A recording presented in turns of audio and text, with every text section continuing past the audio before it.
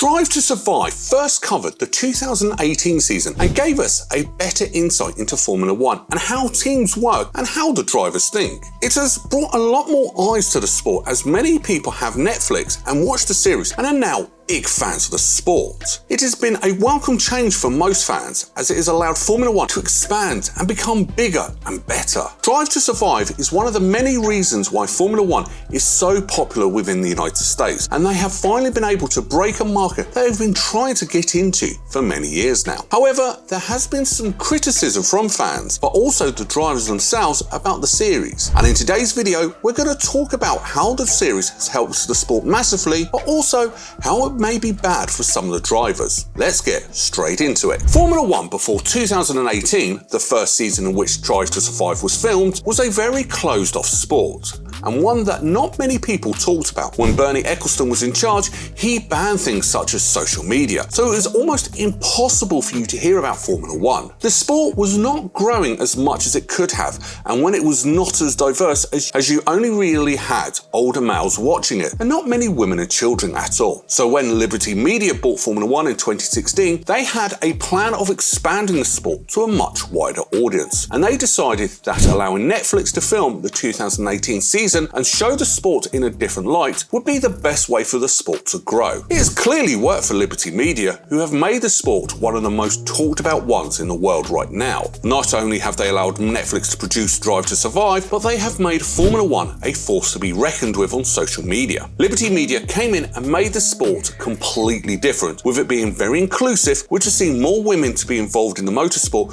which of course is a huge plus. When Bernie Ecclestone was in charge, the sport didn't really change from when he bought it. It was all about the racing, and that was it. But now, the drivers are almost more important than some of the teams. Drive to Survive put a massive spotlight on drivers like Daniel Ricciardo and George Russell, and some people just tune into the races to see how they do. These drivers now are huge sporting stars due to the show, and people took a liking to these personalities, and drivers' popularity is not just based on what they can do on the track, but also what they do off it. Furthermore, a big positive for Drive to Survive is that Formula One is now massive in America, with them 2023 having 3 races in the country in Miami, Texas, and now Las Vegas. Breaking America for any sport is huge due to the pure size of the country and how many fans there could possibly be in the country. Formula One has struggled to get into the American market since the disaster of the 2005 United States Grand Prix. If you haven't heard about that, it's something very interesting and you must take a look at. Ever since that fateful race all those years ago,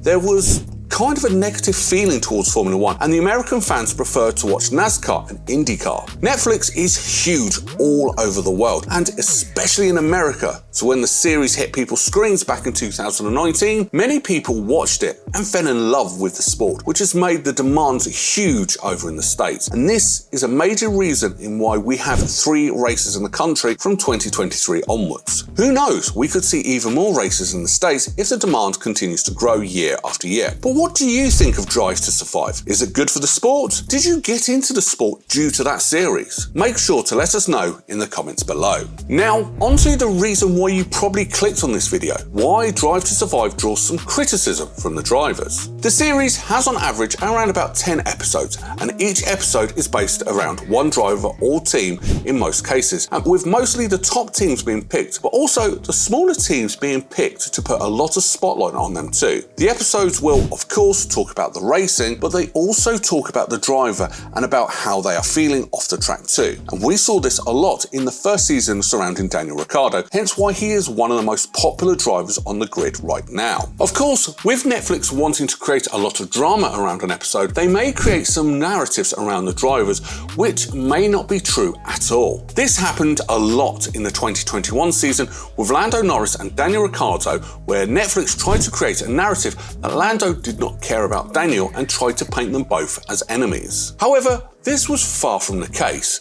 They kind of took Lando's comments out of context, where he talks about how he wants to beat Daniel, which of course is normal in the sport, as every driver wants to beat their teammate, no matter how close of friends they are. But in Lando and Daniel's case, they were very close friends, and when we saw this in 2022, and Netflix tried to act like they were of course enemies and hated each other when it was the polar opposite. Lando and Daniel of course were annoyed at this, and they kind of laughed it off when they both sat down and watched Drive to Survive over on McLaren's YouTube channel. Someone who's very popular in Formula 1 right now, and is probably the best driver on the grid for the past couple of years, and that of course is Max Verstappen, who was very vocal about his criticism of Drive to Survive. If you watched season 4 of the series, you probably noticed how the championship winner was nowhere to be seen in the series, and this is because he did not like how the series was painting the wrong picture of the drivers. Max said the following about Drive to Survive: "They faked a few rivalries, which they don't really exist, so I decided not to be a part of it and did not give any more interviews after that because there is nothing you can show. I'm not really a dramatic show kind of person. I just want facts and real things to happen." So clearly Max was not happy about how Netflix kind of made the sport look fake, and this is something he does not want. With Max being a very old school like driver, he wants everything to be facts and true, and hates all this made up drama, and we have seen this when he has spoken to the press. At the Hungarian Grand Prix in 2021, the race after his and Hamilton's famous crash at Silverstone the race before, Max lashed out at the media who were looking for answers which would get them clicked, and he just cares about the racing. But Max has come out and said